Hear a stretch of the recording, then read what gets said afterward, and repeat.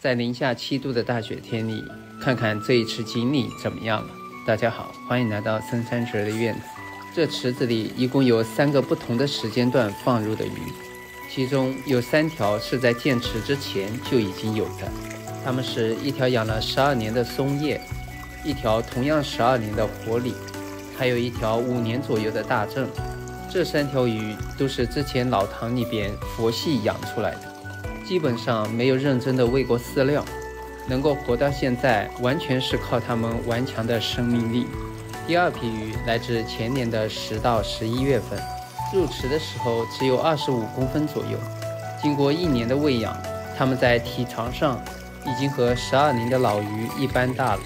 虽然我没有精确的做过测量，不过用刚入池的小鱼做对比，就可以看出它们已经有50多公分，甚至有的已经接近到60了。之所以第2批鱼长得如此之快，排除血统的因素之外，这和规律的饲料投喂是分不开的。它们现在大概都还是在18个月左右的大当岁，看它们现在修长的体型，未来的成长空间应该还非常的大。而剩下的这些小鱼就是在这个冬天购入的。